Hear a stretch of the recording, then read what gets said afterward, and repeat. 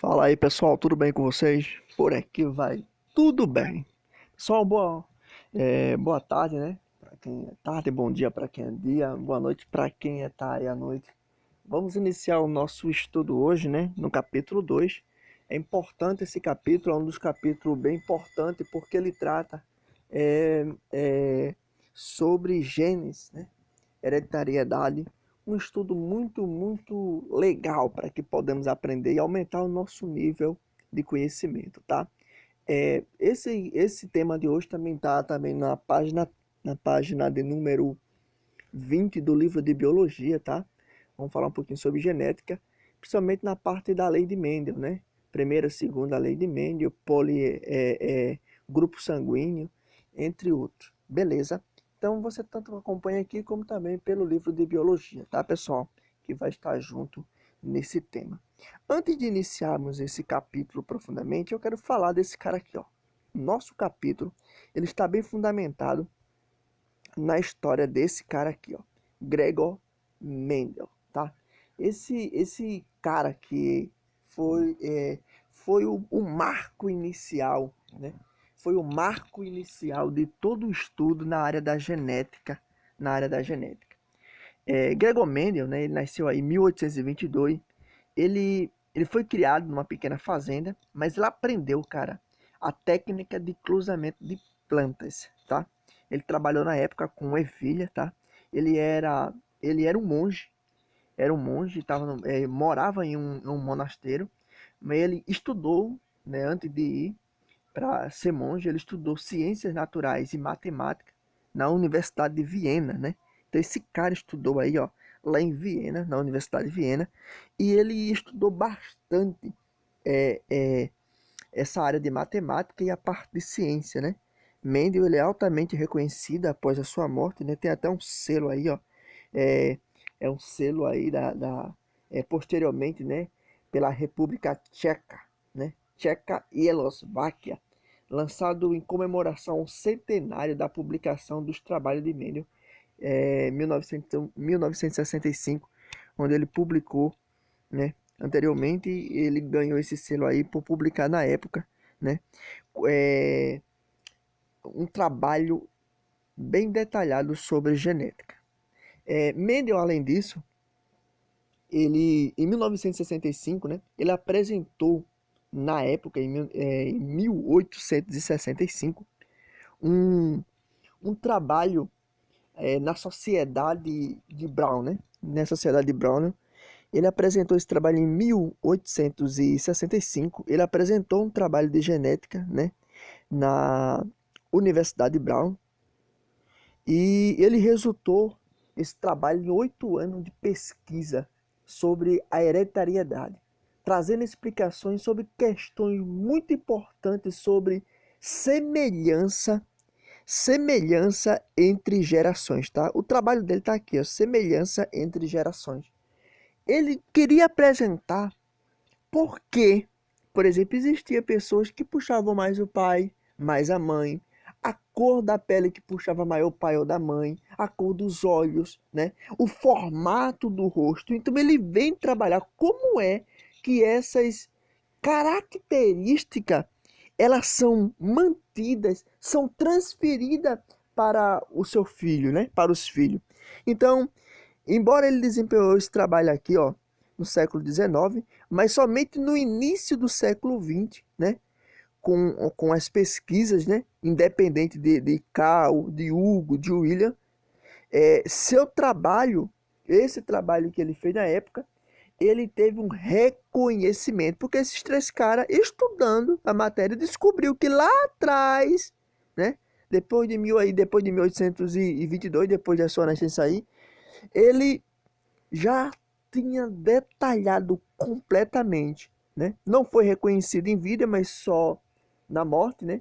E entre elas tá as partes das leis fundamentais da herança, né? As leis de Mendel, que é a primeira lei e segunda lei de Mendel, que ela mostra é, é, com muito capricho, com muito detalhe, como é que como essas informações elas são passadas de geração em geração, como essas informações genéticas, ela vai ser passada de geração em geração. E a gente vai estudar um pouquinho sobre a primeira e segunda lei de Mendel, conforme eu vou apresentando um capítulo. Então a gente vai ver bem dessa parte de cruzamento genética, primeira e segunda lei de Mendel. Beleza, pessoal? Vamos voltar aqui no início. Então, partindo daí de Gregor Mendel, né? Aqui está até o monastério, onde na época ele viveu, né? É um antigo monastério onde ele vivia. Hoje, gente, esse monastério, na época, quando ele viveu hoje, é o Museu Mendel, né? Lá em Braunau. Braunau. É um nome bem estranho. Na atual, que hoje chamamos de República Tcheca, né?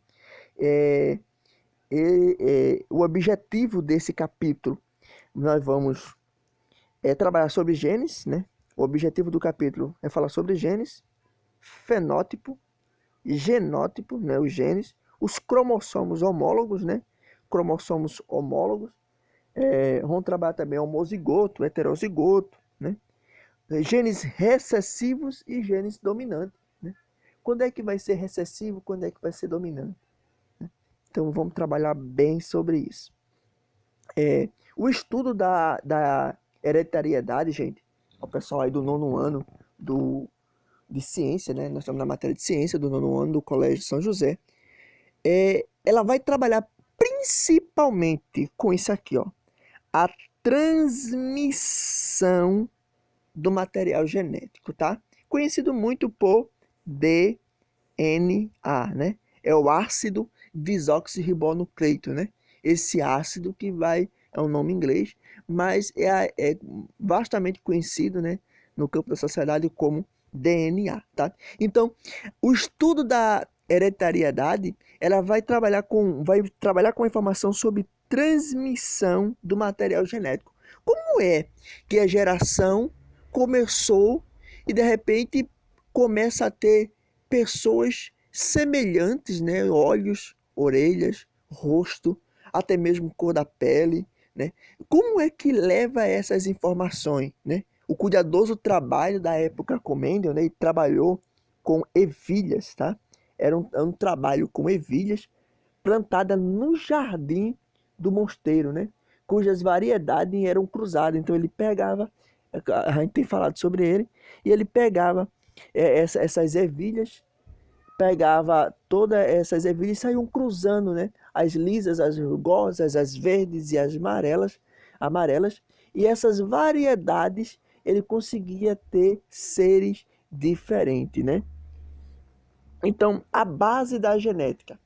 A base da genética é a curiosidade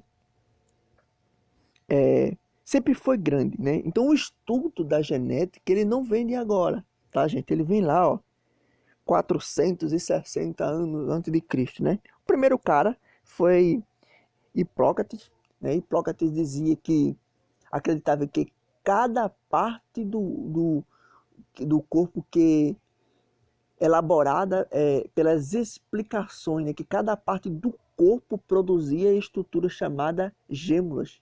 Essas gêmulas, elas se deslocariam para o sêmen e seriam transferidas aos descendentes, né? Ele diz, essas gêmulas seriam, na verdade, elas se deslocariam no sêmen e através disso era transmitido para os descendentes, mas só ficava limitado a isso, não tinha uma explicação mais científica, não tinha o método, né? Eu sempre trabalho com vocês com o seguinte: para ser ciência a gente tem que ter análise, mostrar através de experimento, diagnosticar. E esse diagnóstico vai mostrar resultados, né? Então isso estava só no campo, ó, filosófico, tá? Então Hipócrates teve a sua contribuição, mas só na parte filosófica. Depois veio Aristóteles dizer também, né, considerava que a mãe nutria o bebê, mas o pai, por meio do sêmen, é que lhe conferia a alma, né? Dizia que a alma era conferida pelo pai. Então, ela estava muito no campo filosófico, tá? E não se tinha parte experimental. Até metade do século XIX, né, acreditava-se que os filhos resultado da mistura de fluidos hereditários. Então, esses fluidos hereditários que vinham do pai, né, através do sêmen, em consequência de uma mistas e características, isso, no entanto, não explicava, por exemplo, por que algumas crianças pareciam mais com o pai ou com a mãe. Então não explicava, espera aí, se vem, toda a carga vem do pai, então por que parece que a mãe? Então não se tinha uma explicação plausível, né? Lá no século XIX, né? Com o experimento aí né? Entra o monge austríaco Gregor Mendel, que no jardim, lá no século XIX, que no jardim de casa, né? No jardim do monasteiro, ele desenvolve experimento que constitui um cruzamento entre plantas e ervilhas, né? Então ele começa a fazer o cruzamento de plantas e ervilhas. Algumas questões, gente, podem perguntar assim: por que ele escolheu as ervilhas e não um pé de mangueira, né? Por que ele escolheu uma ervilha e não um pé de jaca, um pé de azeitona, que seria uma maior? Isso porque as ervilhas, ela tem um tempo curto, né? Essas plantas, ela tem um tempo muito curto de produção. Então, com meses, estaria dando a produção, ele poderia plantar outro e fazer o cruzamento com planta diferente. Imagina que ele plantasse um pé de manga, demorasse aí 5 anos, para depois fazer outro experimento, ele precisaria pegar o filho dessa mangueira e fazer outro experimento daqui a mais 5 anos. E nas ervilhas não, com aí 90 dias, 120 dias, ele estava fazendo todo o seu experimento, né? Então, por que eles escolheram as ervilhas? Porque o tempo de espera era mais curto, né? O ciclo de vida das ervilhas era mais curto, então ele poderia ter essa parte da experimentação. Então, gente, a gente tem, por exemplo, né? Aqui, ó, um casal, né? Um casal e tem sua herança aí genética passada para os filhos, né? Está aí na cor da pele, no formato do rosto, a característica do cabelo da criança é diferente da característica talvez do cabelo do avô, mas talvez tenha puxado a característica da avó. Então, isso é importante para o estudo, né? Você observa alguém pergunta assim, com quem você parece mais? Com papai, com mamãe. Então, a característica que mais dominou no seu corpo foi o do papai ou da mamãe. Beleza? Então, o trabalho de Mendel, gente, ó, consiste aqui, ó, numa vagem de ervilha, tá? Então, o sucesso do experimento de Gregor Mendel estava aqui, ó, na relação do experimento traçado por ele, cruzar plantas. Ele cruzava plantas de ervilha com diferentes características, mas facilmente identificável. Ou seja, como ele tinha ervilhas lisas, ele tinha ervilhas rugosas, ele tinha ervilhas amarelas, tinha ervilhas verdes, né? Ele tinha as ervilhas lisinhas, né? Que tinha um gomo mais liso, tinha aquela que era mais constrita, né? Tem esses gomos, tem as ervilhas verdes e as ervilhas amarelas, as flores ele tem ela púrpura, ele também tinha ela púrpura, de púrpura ele tinha ela branca e púrpura, né? Tem cores diferentes, então por isso ele teve um sucesso em tanto, né? Porque o tempo de vida dessas plantas era bem curto, o círculo de produção dela era muito próximo, né? E esses experimentos foi que favoreceram, né? Algumas características das ervilhas fornecem nesse experimento. Quais são? Primeiro, ter um ciclo produtivo muito curto, né? Produzido gerações reduzidas no período de pouco tempo, produz muitos descendentes, né? Possuir várias vagens dessas aqui, ó, diferentes. Além disso, né, as flores delas são fechadas, essas flores fechadas ajudavam nesse processo aqui, ó, para que não acontecesse a autofecundação da própria planta se autofecundar. Essa autofecundação nada mais é do que a união de gameta masculino e feminino produzido pelo mesmo ser, ou seja, a mesma plantinha, ela produziria seres gameta masculino e gametas femininos, né? Assim, a união desses gametas formava, então, era difícil levar a autofecundação, né? Ele pegava e tirava, nesse caso, a parte masculina, deixando só a parte feminina, para que não houvesse a autofecundação. Suas características, pelo menos, foram estruturadas por Mendel. Tem mecanismo simples de transmissão. Então, ele trabalhou nesse ponto. Ele avaliou as características de diferentes plantas, né? Porque é rugosa, porque é lisa, porque é amarela, porque é verde. Então, ele estudou toda essa parte e fez cruzamentos. Cruzava essa com essa, depois cruzava essa com essa. Vou cruzar uma verde com amarela. E esses cruzamentos de plantas, né? Era do pólen, né? A polinização. Então, ele fazia essa fecundação, não tinha uma autofecundação, então ele fazia essa fecundação com o pincel, né? Ele retirava a parte masculina e deixava só, vamos supor se aqui tivesse aqui em cima, ó, ele retirava a parte masculina, né? E com um pincelzinho ele pegava dessa planta e colocava o pólen nela. Assim ele fecundava ele mesmo manualmente. Então, já falamos sobre essa parte, né? Mendel trabalhou inicialmente com linhagens puras. Na verdade, o que ele pegou? Ele disse, ó, tem linhagens puras. Quais são as minhas linhagens puras? Tem uma verde e tem uma minha amarela, né? Ele deu aqui, ó, o pezinho de pura. Então, eu tenho a minha verde e minha amarela, que são as minhas linhagens puras. Fiz o cruzamento das duas. Poxa, o que eu obtive?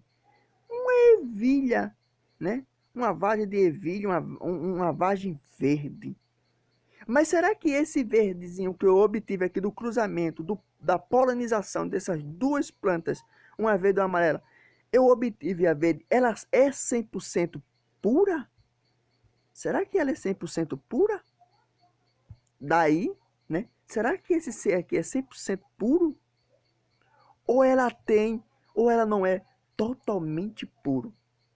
Então, essa relação de características, eles parei. Então, vou fazer o seguinte, já que eu tenho uma segunda geração, né? Ele chamou aqui, ó, de F. A primeira linhagem pura, ele chamou, né, de geração P. Essa geração P. Numa segunda geração, chamou de filial, né? Essa filial aqui de F, F1. Essa minha filial aqui. Será que ela é 100% mesmo? Eu só sei que ela é 100% verde. Mas característica, ele falou, então vou fazer o cruzamento. Ele pegou duas vagens idênticas, ó, verde, verde, né? F1, que é a filial 2, a filial 1. E entre o cruzamento da filial 1, ele obteve a filial 2. Só que a filial 2 não teve agora 100% verde, 100% ou 100% amarelo. Ele deu, ó, 75% das vagens que ele teve vagens verdes, mas 25%, ó, teve vagens amarela. Ah, então ele tão determinou que essa geração pura é pura. Gerou um ser híbrido. Esse ser híbrido, né? Esse genes diferente. Então, esse ser híbrido que surgiu daqui, ele vai gerar, fez o cruzamento de dois híbridos e gerou vagens 75% verdes, né? E 25% amarelos. Quer dizer o quê? Eu tinha 10 vagens, então dessas 10 vagens, 75 eram verdes e 25% seriam amarelas. Se ele tivesse 100 vagens, nesse caso, ó, 75 vagens seriam amarelas. E quantas vagens? 25 vagens seriam, nesse caso, amarela, e 75% seria o quê? Verde. Tranquilo, pessoal? Bem tranquilo, não é? Então, tá até uma explicação aqui, se vocês quiserem fazer essas anotações, ó, você notem, tá? Geração F1, P é puro, F vai ser a filial, né? Filial 1, cruzamento da filial 1, e eu tenho, nesse caso, obtive a filial 2. Chama de P, F1 e F2. Vamos avançar para a gente encerrar. Então, pessoal, o que é que a gente tem aqui, ó? Então, Mendel, né? Ele mostrou o seguinte, que trabalhando isoladamente com cada uma dessas características, né? Mantendo o mesmo procedimento em todas elas, a geração P era sempre constituída de indivíduos de linhagens puras, portadores puros. Esses portadores puros, ao misturar os dois, como a gente tinha visto, geravam formador de indivíduos híbrido, que era da geração F1, beleza? Dessa forma, ele tinha, quando ele misturava os dois F1, ele obtinha, nesse caso, ó, o F2, em que o F2 ele tinha 75% eram vagens verdes e 25% de vagens amarelas. Tranquilo, é bem tranquilo, né? Baseado nesse resultado, o que é que Mendel elaborou as seguintes explicações? Então, aqui, ó. Primeiro, cada característica hereditária é condicionada por um par de fatores, né? Esses fatores serão, hoje a gente chama esses fatores que ele chamou na época, são genes, né? Então, a gente poderia dizer assim, cada característica hereditária é constituída por um par de genes. Na época ele chamou de fatores. O indivíduo puro apresenta dois fatores, dois genes. Enquanto que cada gameta, né, ele disse ainda, que aquele que se manifesta em apenas um deles chamou de dominante, e aquele que permanece seria apenas o recessivo. Mas quem mostraria a cor? Nesse caso que a gente observou aqui, ó. Nós temos seres híbridos, né? Os híbridos. Nesse híbrido gerei aqui vagens só verde. Embora que eles são híbridos,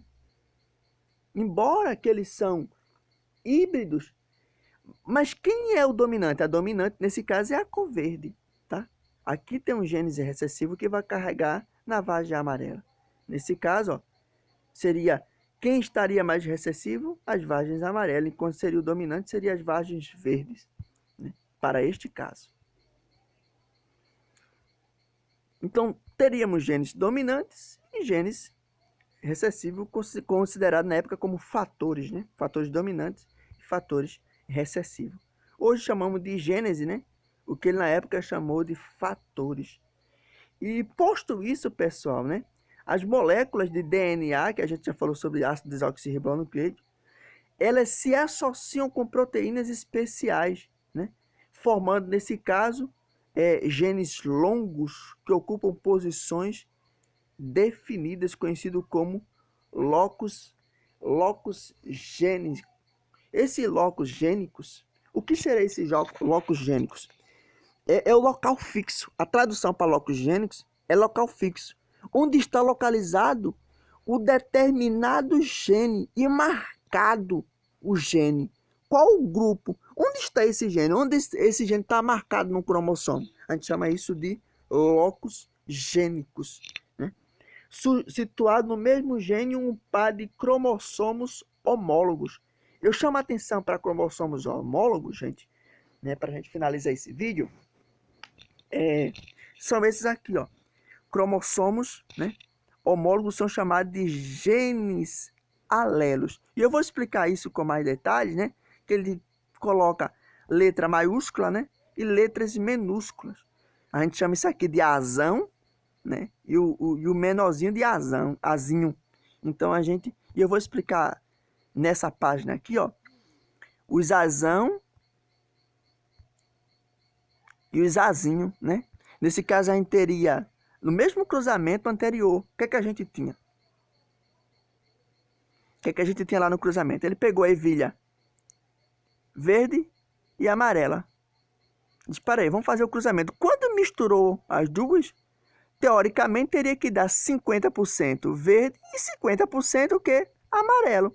Mas só deu vagens verde. Aí disse, então, ó, quem vai ser a vagem dominante? Essa aqui. Então ele chamou de dominante aí, né?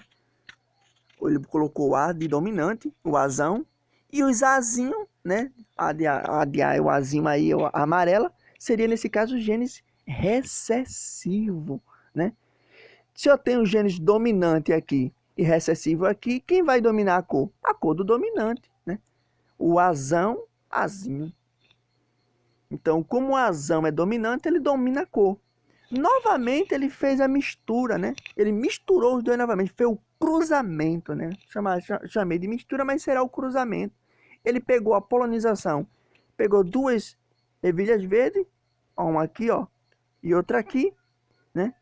Que nesse caso ela já tinha aqui, já carregava um gene recessivo, que seria da amarela, e ele obteve Nesse caso aqui, ó, 75% eram verdes, mas 25% era o quê?